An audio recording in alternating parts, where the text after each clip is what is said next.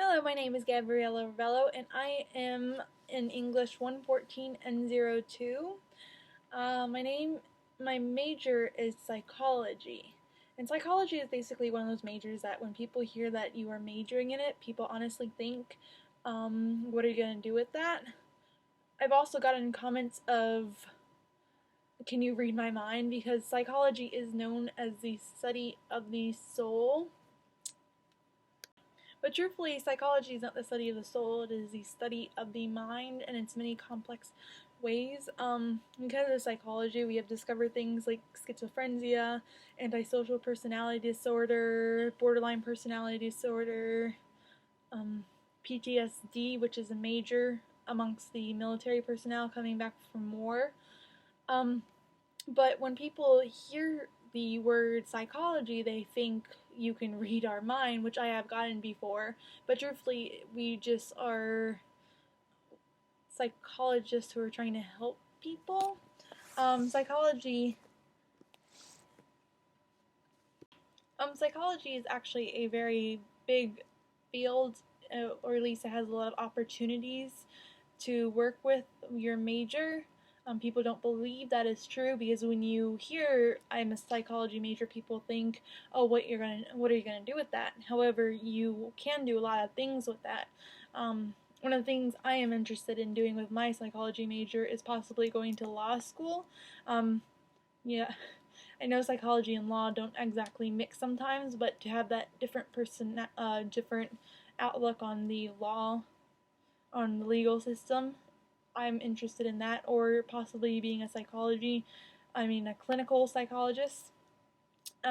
Clinical psychologists can work with military personnel, which is extremely what I'm interested in, and they can help military personnel who have PTSD, or they can help military families who are currently affected with the fact that their loved ones are away at seas, overseas. And so psychology started with one very important man. Well, it actually started back in ancient Greece. And it was not very, it was popular.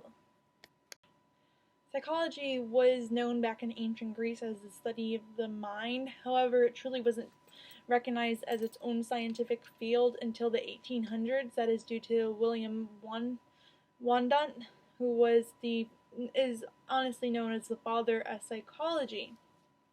And the reason why he's known as the father of psychology is because he opened up the very first psychology lab in 1879.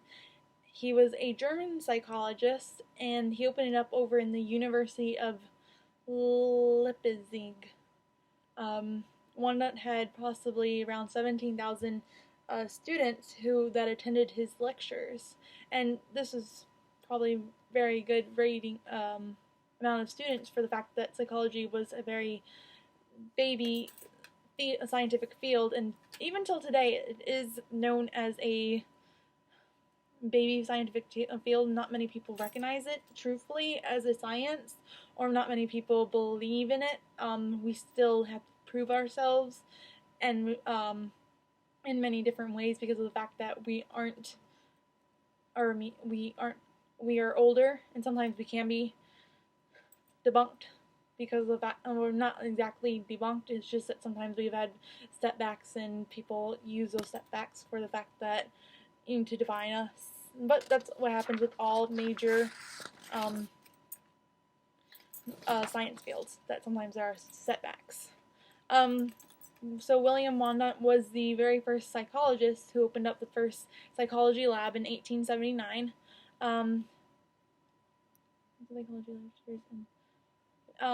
He's students, many of them pursued degrees in psychology, and they studied at his psychology lab.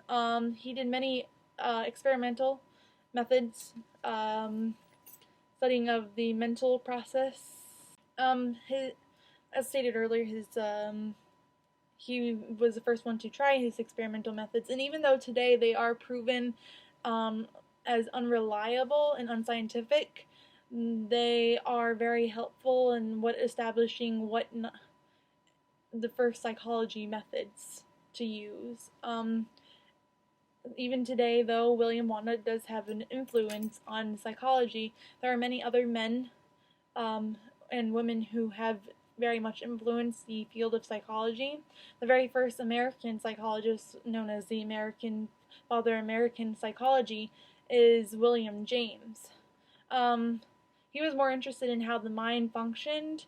However, unlike William Wanda, who decided that he was more interested in the subject of the study of the human consciousness, and he sought to apply his experimental methods to the studying of internal mental processes. So William James was more interested in how the mind functions, like why do we have people mental asylums, or why are these people unfortunately affected in such ways that they can't function as much as normal humans could. So that was more William James' approach to psychology. Um, his studies were more known as developed functionalism. Another great man for psychology is John Watson. Um, he established the Psychological University of Behaviorism. His most famous experiment was Little Albert, where Little Albert was about a little boy who was exposed to a rat, a monkey, rabbit, a dog, and when he was exposed to these animals, he had no fear of them. But when again he was shown the rat, he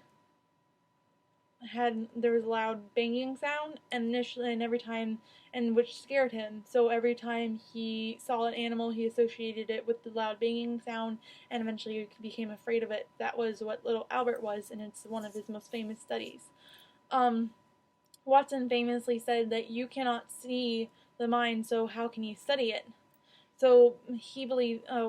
So that is very much what psychology is. We can't physically see the human mind, so we have to absorb it, and that is psychology. We have to observe our patients, especially to diagnose or what's the word I'm looking for? Their mental disorder.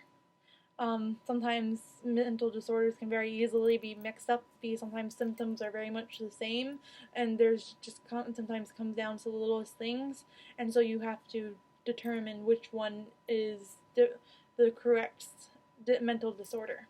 And so that is why Watson said you can't see the mind, so how can you study it? We have to observe things very closely. Along with these other three famous men is Sigmund Freud. Sigmund Freud is one of the most very famous psychologists. People even who have taken psychology once or never taken it have heard of him.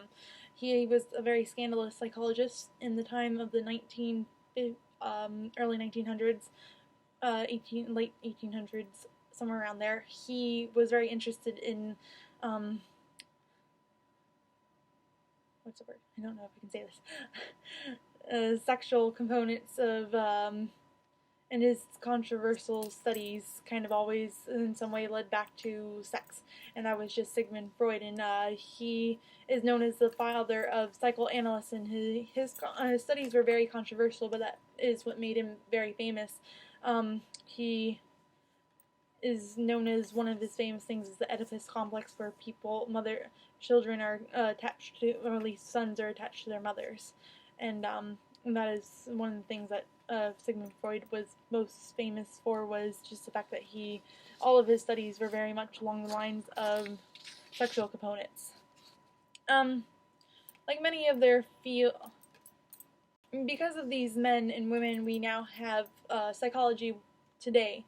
Psychology today is like very well, like any other scientific field. There is science. You could become a medical student, but there are different types of medical students. There's a gynecologist, and then there are cardiologists, and they're completely different. Just very much what psychology is. Students can have many different things that they can do with their psychology major. Like I said earlier, you could go into social work, or you could go into law student, or you can be a clinical psychologist.